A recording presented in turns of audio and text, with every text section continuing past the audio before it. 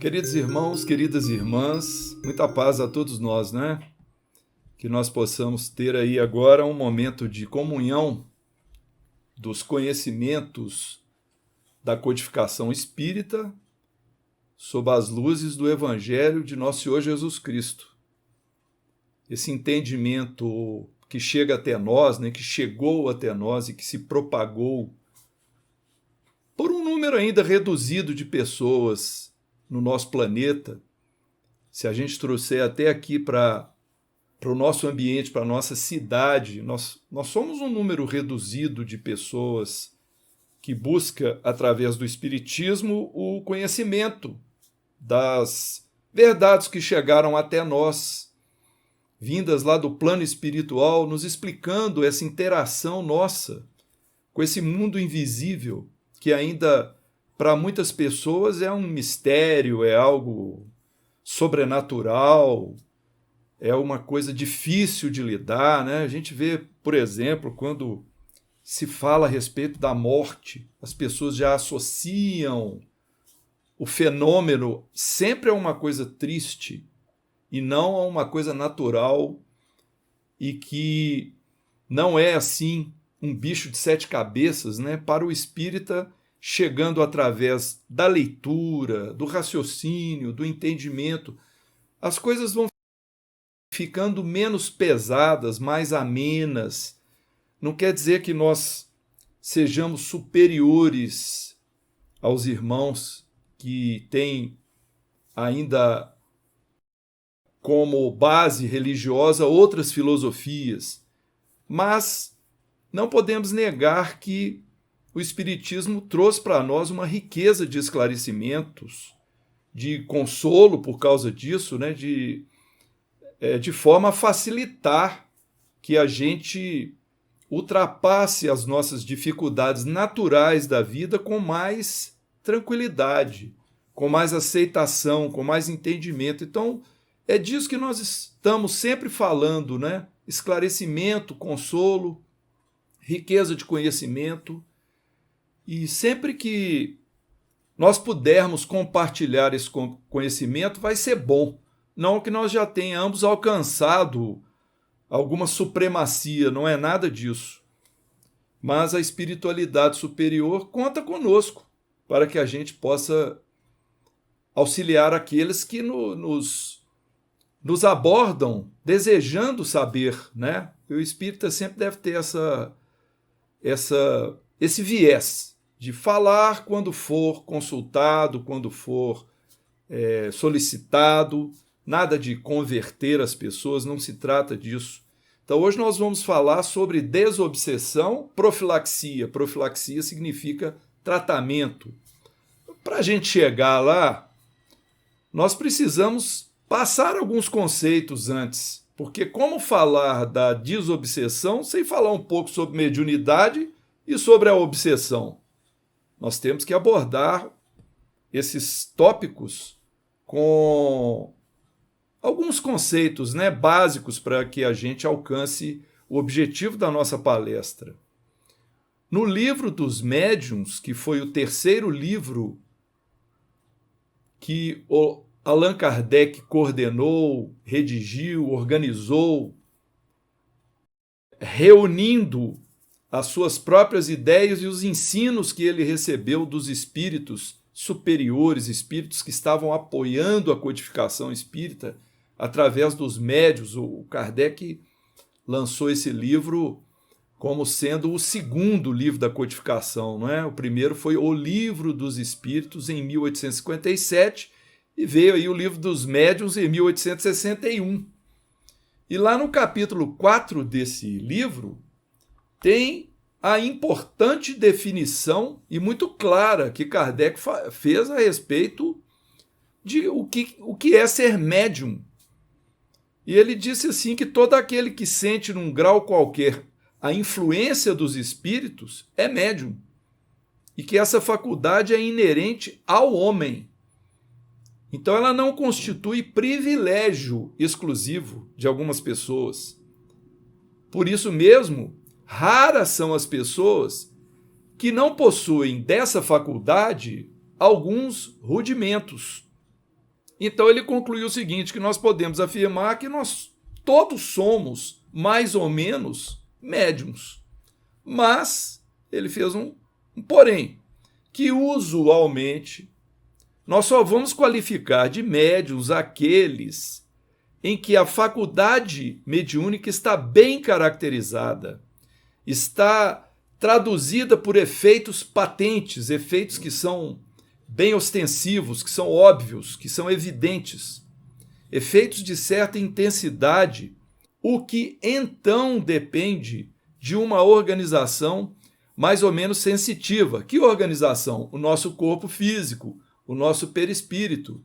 Então essa nossa organização que envolve o espírito, ela tem que estar preparada para a atuação da faculdade mediúnica.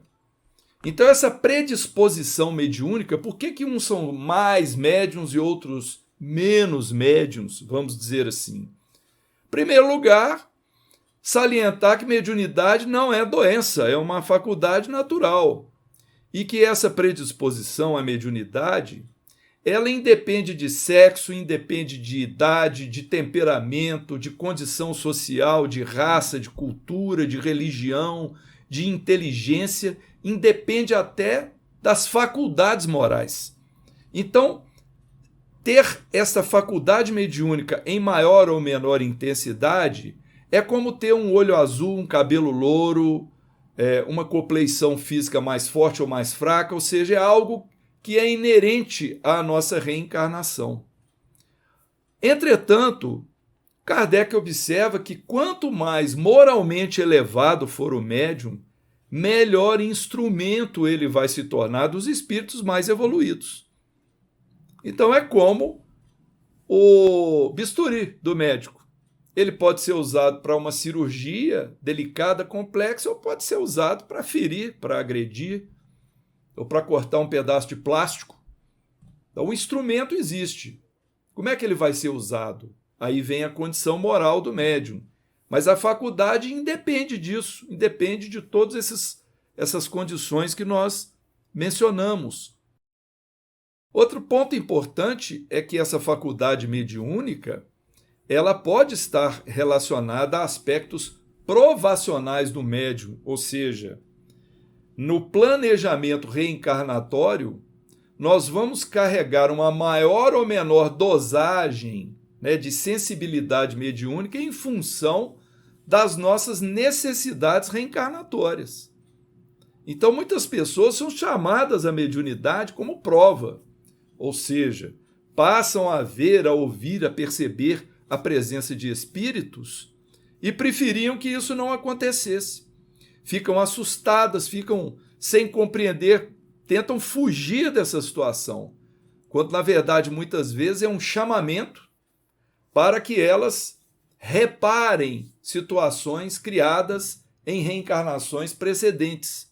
Então há toda uma complexidade, e toda uma estratégia do campo espiritual, do nosso, vamos dizer assim, dos espíritos que são os engenheiros que vão planejar a nossa reencarnação com relação a o quanto somos ou não somos médiums, já que todos somos médiums, Interessante é que nenhum não médium é capaz de se tornar médium por vontade própria.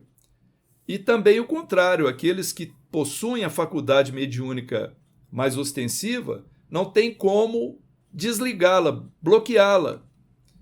É uma coisa realmente inerente à natureza do homem durante aquela encarnação. Em O Livro dos Espíritos, na questão 459, Kardec fez uma pergunta muito interessante. Ele perguntou assim: influem os espíritos em nossos pensamentos e atos? Ele queria saber se os espíritos, que são homens, mulheres e crianças vivendo no mundo espiritual, e isso é explicado logo no começo de O Livro dos Espíritos. O primeiro tópico de O Livro dos Espíritos é uma pergunta: há espíritos? Então Kardec vai explicando que espírito não é um ser criado à parte, somos nós, quando estamos despojados do corpo material. Então veio essa pergunta: esses espíritos esses que já morreram, que estão no campo espiritual, eles influenciam nossos pensamentos e atos. A espiritualidade superior que estava assessorando Kardec na edificação da obra O Livro dos Espíritos respondeu assim: muito mais do que imaginais. Influem a tal ponto que de ordinário são eles que vos dirigem. Então foi uma revelação surpreendente. Esses espíritos superiores nos colocaram a par de que é muito intensa essa influência dos espíritos sobre nós. Uma vez que, sugerindo os nossos pensamentos, eles intervêm em nossas atitudes e em nossas vidas e dizem que isso é feito com uma grande intensidade. Agora, como que isso vai nos influenciar? Vai haver aí um campo de afinidade da forma de pensar e agir, afinidade do espírito comunicante com o nosso pensamento, uma espécie de sintonia entre a transmissão e a recepção de nossa parte. O que a gente diz que é estarmos numa mesma faixa vibracional, não é? Sintonizarmos a mesma rádio. Hoje em dia é tudo digital, a gente só vai lá e dá o número da rádio, o aparelho já cai na frequência e sintoniza, mas antigamente era no dial, né? Ainda tem alguns rádios assim que fica o ponteirinho lá, AM ou FM, quando cai na frequência que está sendo transmitida, o circuito receptor entra em ressonância e passa o som, e aí a gente vai ouvir a rádio. É como se fosse isso. Então essa comunicação, ela vai ocorrer entre encarnados e desencarnados. Também no Livro dos Espíritos está dito que tendes muitos deles, ou seja, muitos espíritos, de contínuo ao vosso lado, observando-vos e sobre vós atuando sem o perceberdes. Então, se nós nos arriscarmos a perguntar, mas tem espírito na minha casa? Tem. Na minha, na do vizinho, na de todo mundo tem espírito. Porque os espíritos ocupam toda parte. Essa é que é a verdade. Agora, a qualidade de espírito que frequenta a nossa casa e a qualidade de espírito que se comunica conosco, ou qual tipo de comunicação que vai acontecer, que não é, muitas vezes, ou na maioria das vezes, aquela comunicação evidente, clara, ostensiva, em que eu vou ouvir com toda clareza o que está sendo dito, mas um canal intuitivo, que é um canal mediúnico, que muitas vezes eu acho que é um pensamento meu, mas está sendo sugerido. Então isso é que nós podemos, através do estudo do Espiritismo, passarmos a observar e, usando o nosso raciocínio, concluirmos pela lógica. Nós vamos saber concluir se a nossa casa está sendo bem frequentada por espíritos ou não. Não quer dizer que nós vamos enxergar os espíritos ou que nós precisamos vê-los para saber que eles estão lá. Eles estão, mas eles não vão se interessar por tudo que a gente se interessa. Então, na verdade, não devemos nos preocupar muito com a presença ou não de espíritos. Nós temos que nos preocupar com o nosso comportamento. Aí que está.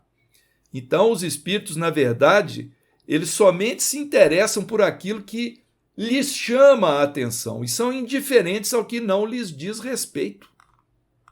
André Luiz, numa obra que nós adoramos, que nós consideramos um dos melhores livros de André Luiz, intitulado Agenda Cristã. É aquilo que a gente podia ou deveria dar uma lida, uma página todo dia, refletir muito sobre aquilo no início do dia, ou ao deitarmos, né, antes de dormirmos.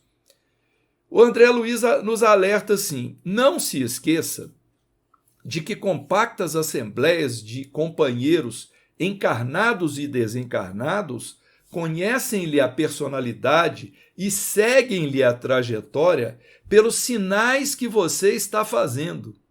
Isso é uma revelação. Como é que eu estou fazendo sinais? As minhas atitudes são sinais, os meus pensamentos para alguns espíritos são sinais, porque nem todo espírito consegue ler o meu pensamento, mas alguns conseguem. Então, pelos sinais que eu estou transmitindo, eu estou atraindo uma categoria de espíritos que se sintoniza com aquilo, não é? Se eu comento numa roda de amigos que eu tenho que ir ver um jogo de futebol, os que se interessam por esse assunto vão perguntar que jogo. Podem perguntar, eu posso ir lá assistir com você? Que hora que vai passar? É esse tipo de comunicação que você demonstra o seu interesse e outras pessoas captam aquilo e entram em sintonia. Só que existem temas, vamos dizer assim, leves como esse que nós ilustramos e tem outros que são mais complicados. Quando, por exemplo, a gente se arvora a maledicência ou a vícios orgânicos, vícios morais. Então isso tudo vai emitindo sinais e nós vamos aí, sem querer, né, ou sem ter intenção, nós começamos a categorizar, a filtrar o tipo de espírito que está se aproximando de nós. Então, assim como nós influenciamos pessoas que estão no nosso convívio, tentando convencê-las com os nossos argumentos, da mesma forma os desencarnados agem, porque eles também são pessoas e muitas vezes eles têm interesse de usar os seus argumentos para nos influenciar. Então, os espíritos, né, os que estão, as inteligências que estão no plano extrafísico, também estão sujeitas às influenciações. Nós podemos influenciar os espíritos. Essa que é a verdade. Então, existe uma relação de mão dupla, influência daqui para lá e de lá para cá. Às vezes feitas de forma inconsciente e às vezes feitas de forma proposital. Porque o Kardec também, através dessas publicações, ele nos explicou que existem diferentes categorias evolutivas de espírito. Os espíritos não estão todos no mesmo nível moral. Ao contrário, nós podemos observar os espíritos encarnados, são as pessoas com as quais nós convivemos, nós observamos, nós vemos pela TV, nós observamos na via pública, na escola, nas repartições, nas empresas, atrás do balcão. Nós vamos perceber, muitas vezes, o nível intelectual, cultural, o nível de educação, de higiene, de tantas coisas, né? Então, esse tipo de categoria evolutiva, né? Pessoas que se interessam por assuntos nobres e outras que só se interessam por frivolidades. Então, são níveis de evolução moral que todos os espíritos possuem, e aqui na Terra nós temos diversos níveis, tanto dos encarnados quanto dos desencarnados. Então, numa publicação mensal que o Kardec fazia da Revista Espírita, a do mês de outubro, no ano 1858, ele escreveu o seguinte: os espíritos não são iguais, nem em poder, nem em conhecimento, nem em sabedoria.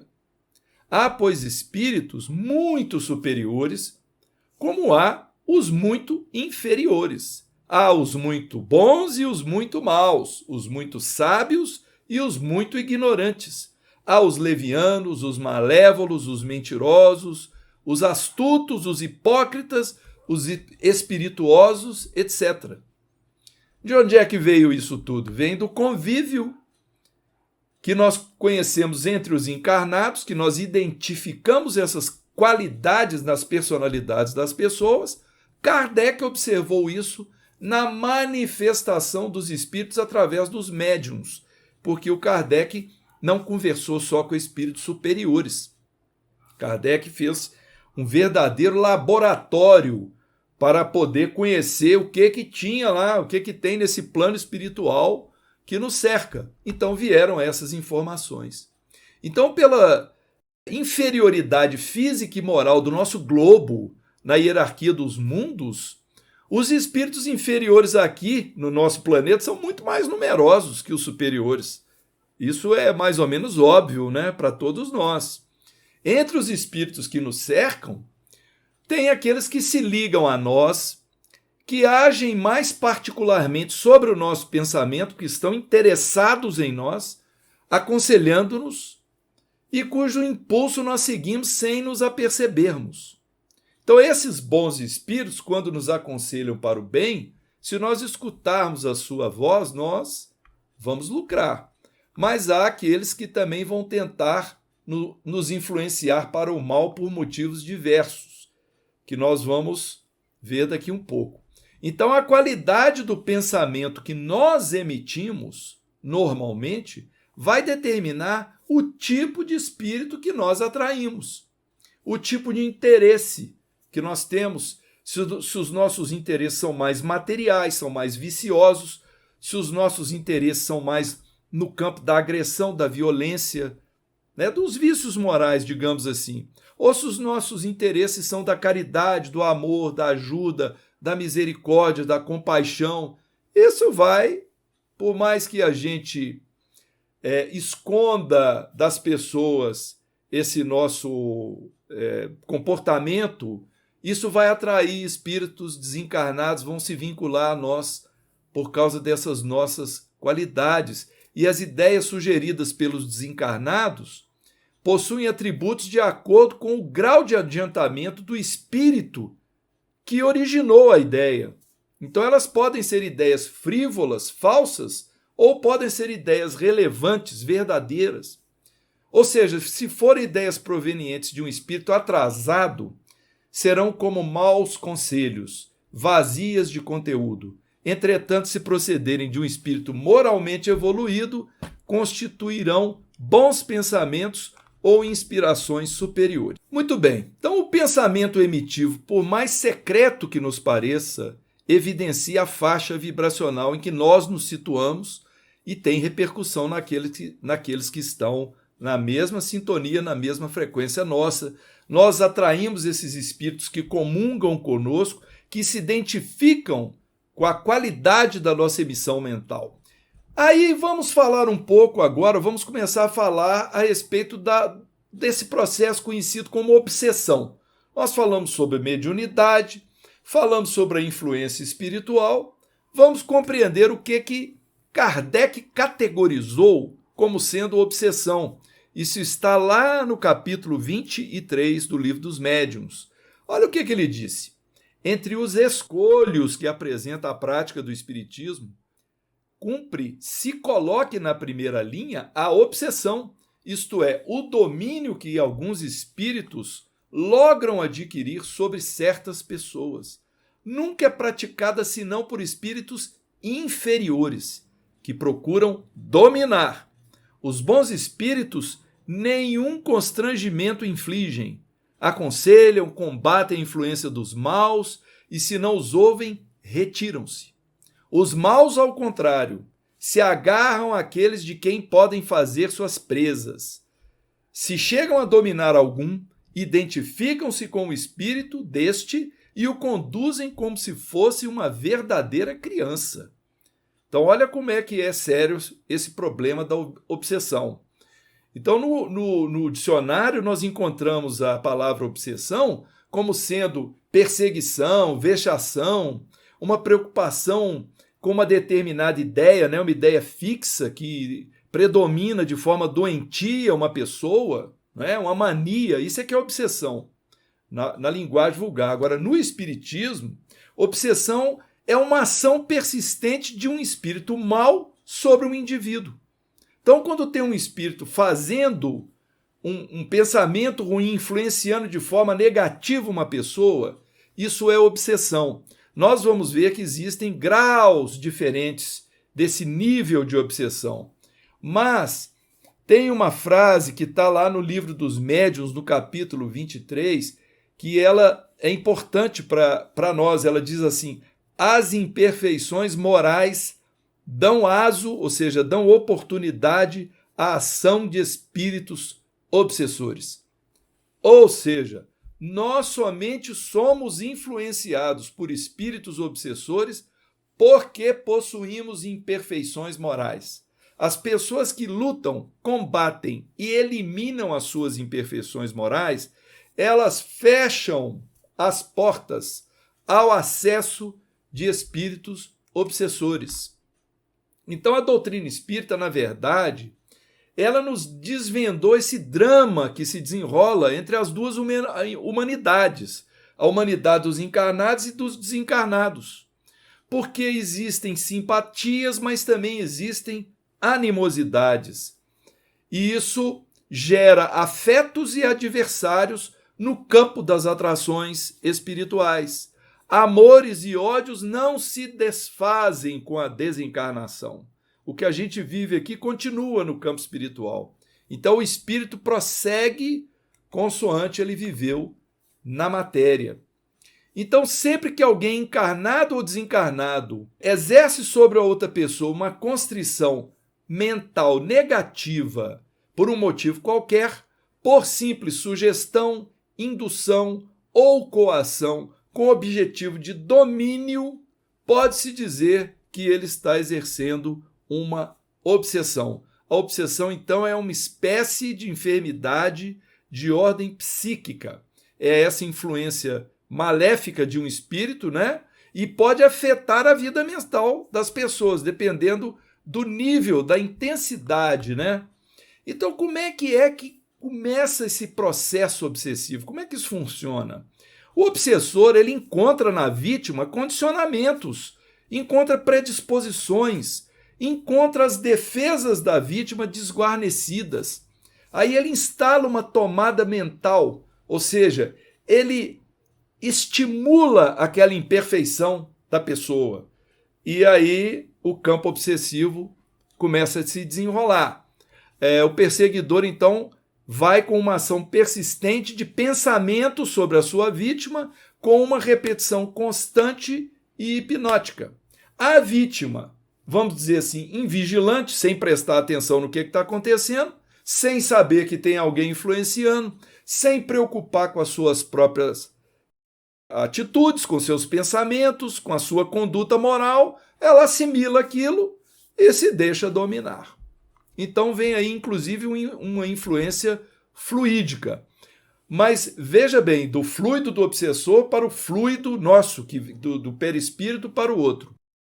Agora veja bem, a vítima, vamos dizer que sejamos nós a vítima, tá? Que eu também posso ser obsessor, mas sou eu a vítima. Eu posso aceitar ou refugar os pensamentos. Se eu começo a ter pensamento negativo, pensamento de ódio, de desamor, de inveja, de ciúme, de raiva, de vingança, eu estou abrindo porta para o obsessor chegar e começar a trabalhar comigo. Se eu vou na oração, se eu controlo aquela situação, se eu evito esse tipo de pensamento, se eu não os aceito passivamente, eu começo a criar as barreiras contra a obsessão, que é o que nós vamos falar mais adiante aí no nosso estudo, né? Que é a profilaxia da desobsessão. Então o obsessor ele está sempre procurando as nossas fraquezas morais e nós muitas vezes damos essa chance porque os fatores predisponentes estão em nós. Nós somos o gerador da causa. Então, quais são os momentos na nossa invigilância? Quando a gente sente ódio, revolta, depressão, tristeza, desânimo, pessimismo, medo, ciúme, avareza, egoísmo, ociosidade, irritação, impaciência, maledicência, calúnia, desregramentos sexuais, vícios. Falei tanta coisa, será que faltou mais algum? É isso mesmo, nosso trabalho para evitar a obsessão ele tem que ser muito grande. É preciso trabalhar muito. Não apenas para que a gente se preserve, para que a gente reconheça, e muitas vezes em pessoas que nós amamos, que elas estão sendo vítimas da obsessão. Então, esse desequilíbrio das nossas emoções, eles vão facilitar o campo obsessivo. Por isso, Jesus pediu que a gente se reconciliasse o mais rápido possível com o adversário, né? Para que a gente não entre nessa situação em que nós vamos ficar indefesos. A obsessão ela tem basicamente as seguintes causas. Podem ser as causas morais, o nosso comportamento moral, podem ser causas relativas ao nosso passado, o que nós fizemos com pessoas que conviveram conosco em outras existências, podem ser também por contaminações e causas anímicas. Vamos explicar rapidamente. Quais seriam as causas morais? É tudo isso que nós falamos. É a nossa personalidade, o nosso pensamento, o nosso comportamento, dando, né, abrindo portas para a chegada, né, a aproximação dos obsessores. São os vícios mundanos, são vícios morais, a maledicência, tudo isso, né? O ciúme, a inveja, tudo isso que eu sinto dentro de mim e que eu possa, e aquilo está emitindo pela minha antena psíquica um pensamento, e essas entidades vêm nos perturbar. As causas relacionadas ao passado são essas. Eu causei inimizades numa determinada vida. Então vamos supor, nessa vida aqui agora, eu estou criando inimigos, eu estou ofendendo as pessoas, eu estou cometendo crimes morais ou crimes físicos, violentos, mesmo que as pessoas não fiquem sabendo o que eu estou fazendo, tudo aquilo está sendo registrado no meu espírito. Quando chega o momento da reencarnação, na outra oportunidade que eu voltar na Terra, eu preciso reparar aquelas coisas. Eu preciso reparar. E muitas vezes, a pessoa que eu prejudiquei, ela não está encarnada, ela está desencarnada.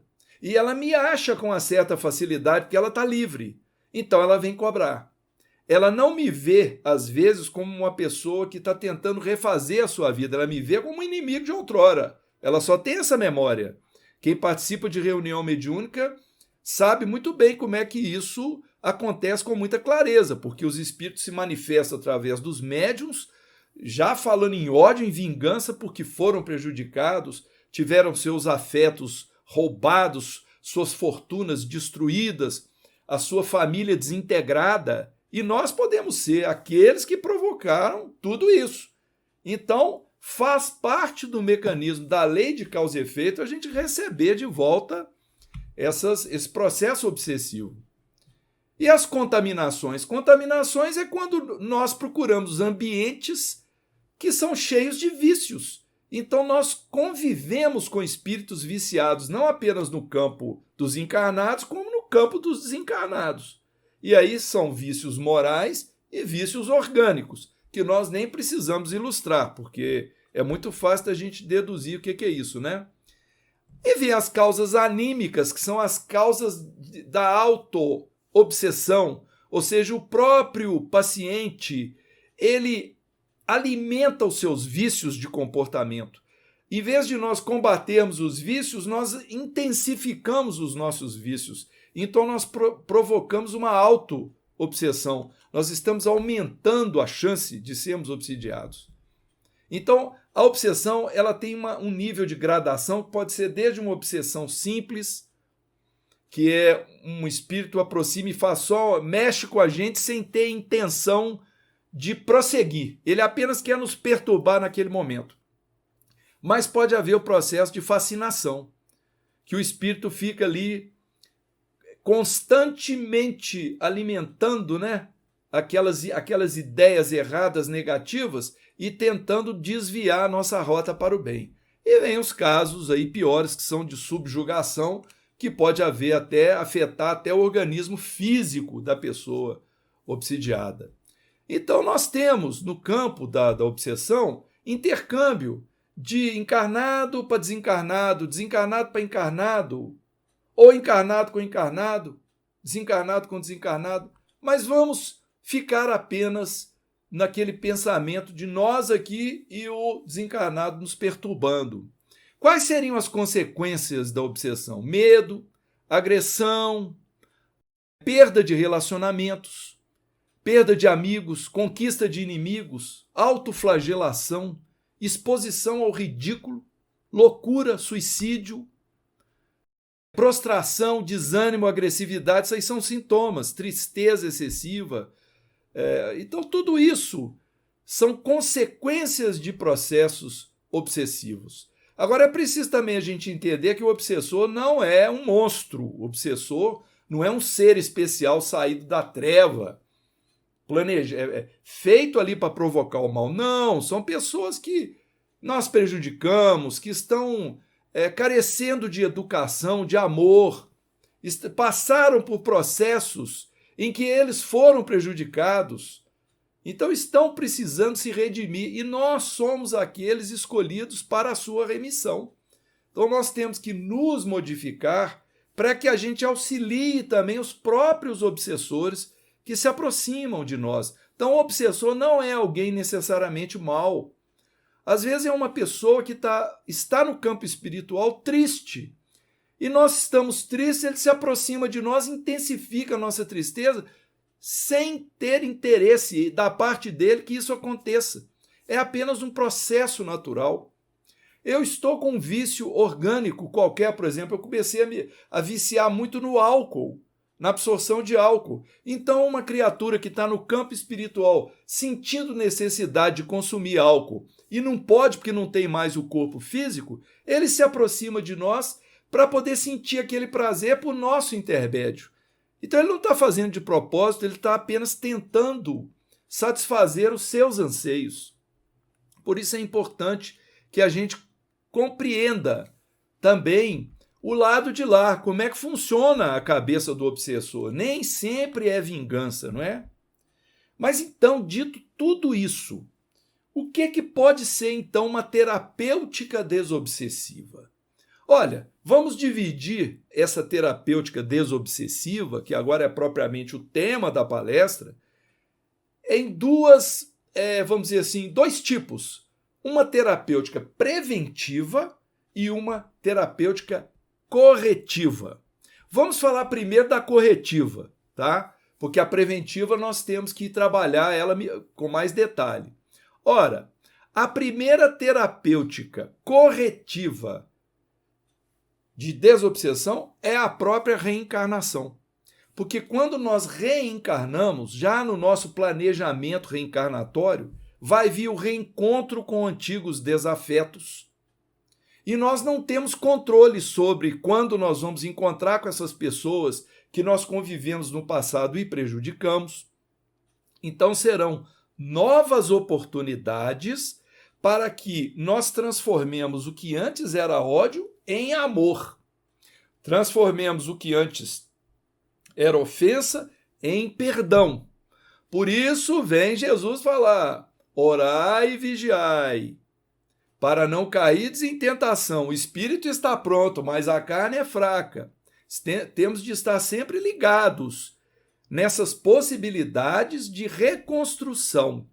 Então é importante ouvir e lembrar sempre essa frase de Jesus da reconciliação com os adversários. Então, a primeira, vamos dizer assim, terapêutica desobsessiva corretiva é a própria reencarnação. A outra poderia ser, por exemplo, o tratamento espiritual. Um tratamento por educação mediúnica ou uma reunião de desobsessão, onde esses espíritos que estão vingativos, estão insatisfeitos, eles vão ser esclarecidos. Antigamente se falava mais doutrinados, mas a melhor palavra é dialogar com eles, esclarecê-los, deixá-los desabafar, convencê-los a abandonar o processo de obsessão que muitas vezes eles estão influenciando certas pessoas. Então é isso que acontece nas reuniões de desobsessão ou nas reuniões de educação mediúnica. Vem a manifestação de entidades, nas casas espíritas, e as pessoas treinadas para serem os esclarecedores vão conversar com essas pessoas que estão no campo espiritual através dos médiuns de manifestação e vão tentar convencê-las a não fazerem isso mais. Mas as medidas preventivas contra a obsessão são as mais importantes, porque as corretivas só vão ter eficiência se o obsidiado desejar a cura, ele se envolver com aquela cura, com as suas próprias responsabilidades pessoais. Então, não existe uma ação milagrosa, quer dizer, eu não vou ali participar de uma reunião de desobsessão e só de eu estar lá e o corpo mediúnico está tratando o espírito que está me obsidiando, a coisa está resolvida. Se eu não mudar o meu comportamento, se eu não desejar ajudar o obsessor, se eu não fizer disso um momento sagrado de oportunidade, ele talvez ali ele vai se convencer, mas ele pode voltar ou vai dar lugar que outro venha. Então é importante sempre a gente ter em mente que em qualquer processo desobsessivo, nós temos que fazer a nossa parte, como obsidiados. Então, por isso que nós dizemos, né, que se é verdade que espíritos atrasados podem estimular pensamentos infelizes nos encarnados, estes, quer dizer, os encarnados, por sua vez, podem se eximir de aceitar os pensamentos atrasados e rejeitar a sua influência negativa. Então é preciso querer cortar o processo desobsessivo. As pessoas que são influenciadas, elas não são marionetes. Em geral, não, a não ser que tenha sido alcançado o estágio de obsessão com subjugação. Mas, em geral, não são marionetes. Os espíritos não fazem o que eles querem. Eles fazem porque nós estamos deixando eles fazerem, consciente ou inconscientemente. Por isso, o mais corriqueiro é que a pessoa se deixe levar pelo seu próprio lado negativo e permita essa influência espiritual. Mas nós podemos cortar essa influenciação e enfraquecer o jugo do espírito obsessor. Então vamos ver quais seriam as principais medidas preventivas. Nós falamos das corretivas, né? Reencarnação, reuniões mediúnicas de tratamento. E as medidas preventivas, profiláticas contra os processos obsessivos? Ora, vamos falar aqui algumas. Primeiro lugar, estudo, leituras edificantes. O que visa um estudo? Um estudo de temas morais nobres, temas espirituais elevados. Um estudo vai visar sempre integrar o indivíduo com os seus objetivos na vida, não é verdade? É imprescindível o estudo para o aprimoramento do ser humano, qualquer que seja o tema que ele estiver estudando. Então, uma pessoa normalmente ela estuda para poder realizar um projeto. Então, se o nosso projeto é a desobsessão, nós precisamos estudar a moral do Cristo. Nós precisamos estudar aquilo que vai ajudar a mudar o nosso comportamento. Vamos estudar a doutrina espírita, vamos estudar os princípios cristãos para que a gente se liberte da ignorância e promova o discernimento por nós mesmos, para não ficarmos dependendo do conhecimento da outra pessoa. Nós temos que trazer o conhecimento para nós. Então nós vamos sintonizar a nossa fonte, a nossa mente, com fontes de conhecimento mais puras, mais elevadas, não é? Que tornem o nosso pensamento superior e nos aproxime dos bons espíritos. Assim nós vamos conquistando, através do esclarecimento, a fortaleza para nós vencermos as dificuldades na nossa vida, preparar o nosso espírito de colaboração e de serviço para com o próximo. Por isso também nós devemos estudar. E outra questão, através do estudo desses temas, nós vamos exercitar a obediência aos princípios nobres, a disciplina, a renúncia, o altruísmo. Quando eu leio lá uma página de Emmanuel, por exemplo, e eu acho aquilo lindo, maravilhoso, ótimo, que eu admirei. Mas o ideal é que eu me envolva com aquilo, que eu aprenda e que eu queira trazer aquilo, aquela fonte de ensinamento, né, de um espírito superior, ou uma mensagem do Cristo no Evangelho, um pedido dele lá do Sermão do Monte, que eu me envolva com aquilo e que eu seja humilde e obediente. Vou passar a fazer isso, porque eu sei que é melhor para mim. Então o estudo ele promove isso, um arejamento da nossa mente, uma preparação maior para que nós comecemos a criar os bloqueios ao acesso da influência de espíritos inferiores. Senão nós vamos passar por aceitação desses pensamentos sem o nosso discernimento. Nós precisamos alcançar o discernimento, saber o que é certo e o que é errado, o que é bom e o que não é bom. Mas não basta apenas ter o discernimento e não basta arrepender. É preciso agir em seguida em direção de uma maior segurança, de uma maior estabilidade, não é? Nos libertando dos pensamentos inferiores, porque a obsessão visa a nossa escravização. Se nós tivermos esse domínio, não seremos escravizados por nenhum espírito.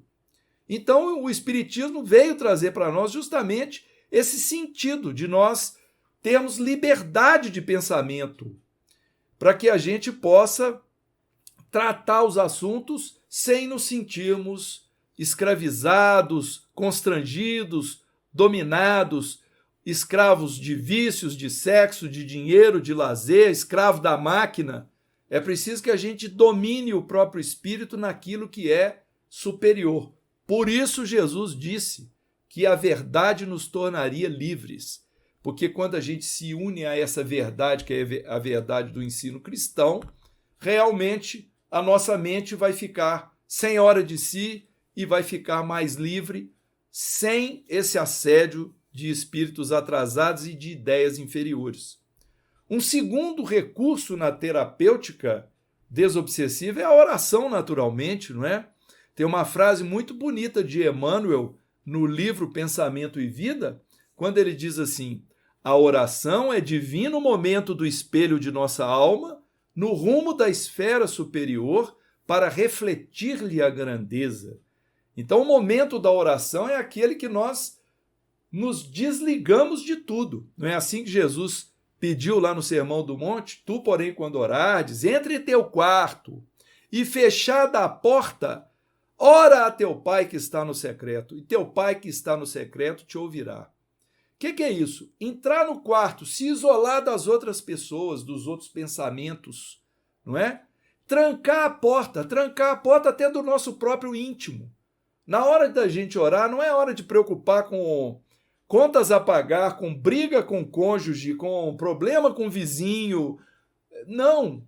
É hora da gente se isolar totalmente e se ligar ao Pai, aos princípios elevados, né? Ora teu Pai que está no secreto e ele te ouvirá. Então é uma forma de realmente da gente se proteger, não é? E isso pode ser feito pelo exercício, porque a oração ela deve ser realmente um recurso permanente de comunhão com Deus. Não é para ser só na hora ruim, não. É diária. É a hora que a gente vai dormir, antes de dormir, né?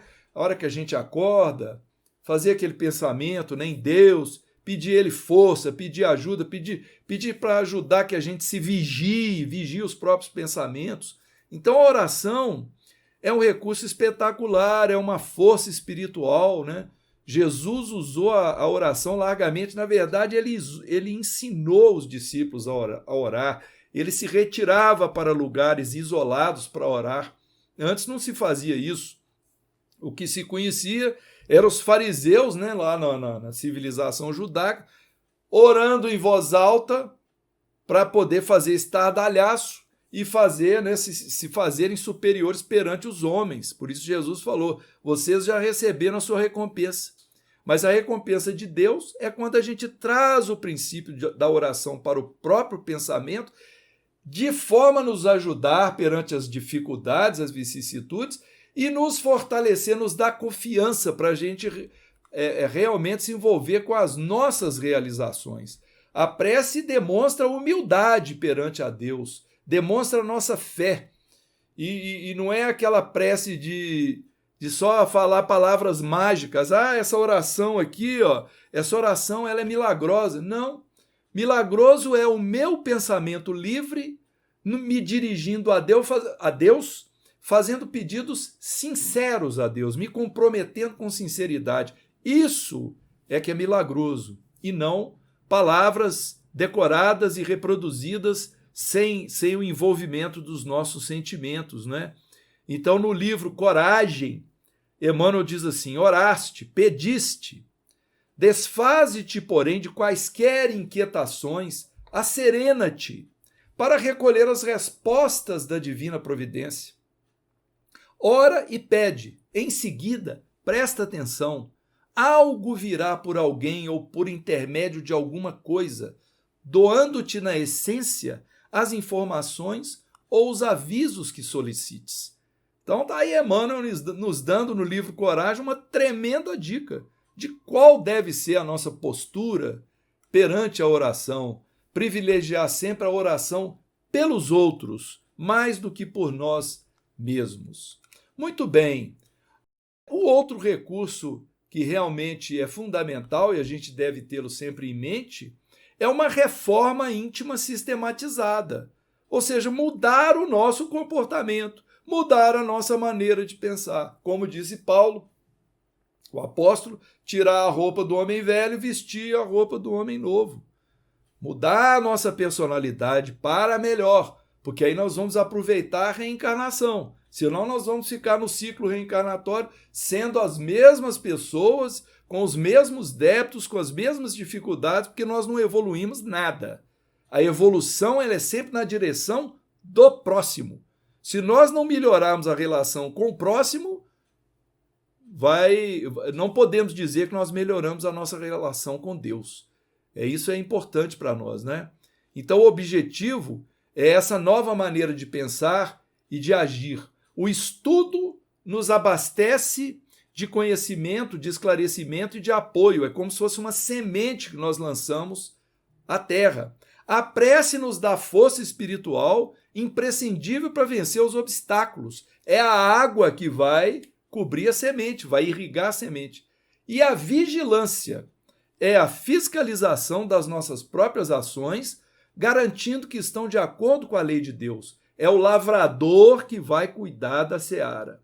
Então é preciso vontade, perseverança, esforço e abnegação para nós alcançarmos essa tal reforma íntima sistematizada. E no campo aqui do lavrador, né, depois que a gente tiver tudo isso, toda essa disposição, então nós podemos nos envolver com o trabalho no bem, que é o nosso investimento pessoal dando frutos. Nós investimos no estudo, na prece, na reforma íntima. Isso tem que dar frutos.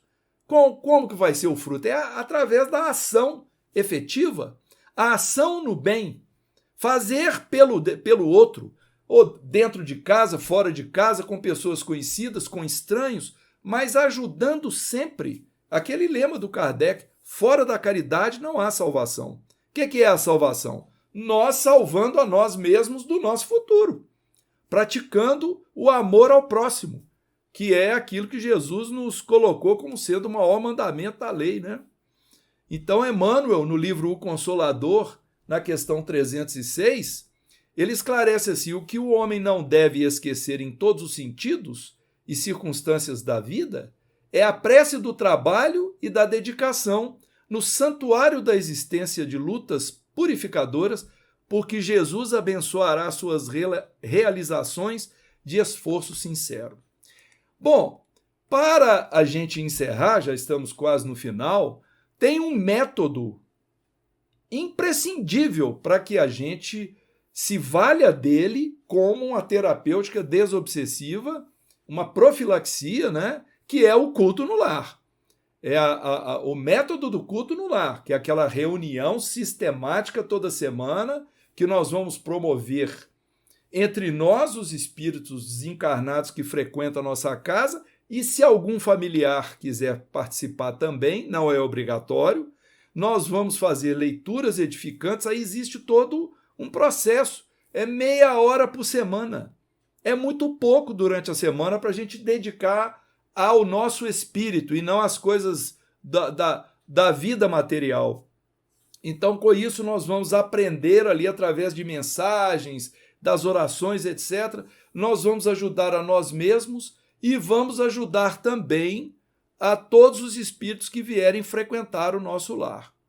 E, por fim, depois de todos esses métodos que estão ao nosso próprio alcance, como terapias preventivas, nós temos alguma coisa que podemos chamar de um apoio externo, que é a água fluida. Ela pode ser fluidificada no culto no lar ou na casa espírita durante a reunião pública, e nós vamos usar essa água com consciência, com oração, para o nosso bem-estar, para ajudar as nossas dificuldades emocionais, físicas, etc., mas temos que ingerir a água com respeito, como se fosse uma coisa sagrada, fazendo bem para nós. Sempre fazer uma prece antes de ingerir, para que ela possa realmente ser um fluido medicamentoso para o nosso espírito. O passe, podemos tomar o passe na casa espírita. É sempre um paliativo. O passe é algo muito bom. Ele só não pode ser tomado como sendo aquela coisa que eu não posso ficar sem, né? Imprescindível. Não. É algo que eu vou usufruir quando eu estiver precisando. E não fazer do passe aquela rotina. Toda vez que eu vou à casa espírita, eu tenho que tomar passe. Isso é usar a energia dos espíritos, às vezes desnecessariamente. Porque André Luiz fala, né, no livro Conduta Espírita, que se a gente já tiver uma semana de evangelho, a gente já sabe o que deve fazer da nossa vida, para o bem. Então o passe é uma terapia muito boa, através de uma terapia de fluidos, mas deve ser usado com moderação e sempre que houver realmente necessidade. Por fim, como último recurso externo, para as casas espíritas que tiverem, a orientação espiritual psicografada ou psicofonada, né? Que deve estar sempre associada à orientação médica do médico da Terra, porque muitas pessoas acham que basta a informação dos espíritos e aí eu posso desprezar o que o médico da Terra fala. Não, é preciso seguir as duas coisas, mas é também uma forma, né, de nós fazermos um tratamento desobsessivo. Por quê? Porque às vezes o médico espiritual, ele que é o chamado receitista, ele vai pedir na receita, sabe o quê? É para a gente ler um livro, para a gente participar em tarefa caritativa, para a gente fazer o culto no lar, ou tomar passe ou na casa espírita ou no lar. E são exemplos. E muitas vezes o processo de obsessão, ele precisa estar conjugado com um tratamento, às vezes até de um psiquiatra. Porque muitas vezes a medicação psiquiátrica, ela cria um bloqueio no nosso cérebro que impede a ação do espírito obsessor e aquilo para nós é útil por um tempo, até a gente se recompor. Então, devemos sempre, meus irmãos, usar os recursos espíritas com lógica, com bom senso e não com misticismo, como se a gente estivesse pegando um amuleto e usando e pronto. Então, eu vou tomar água fluida ali porque ela é um amuleto. Não, é preciso saber fazer a coisa sempre com bom senso.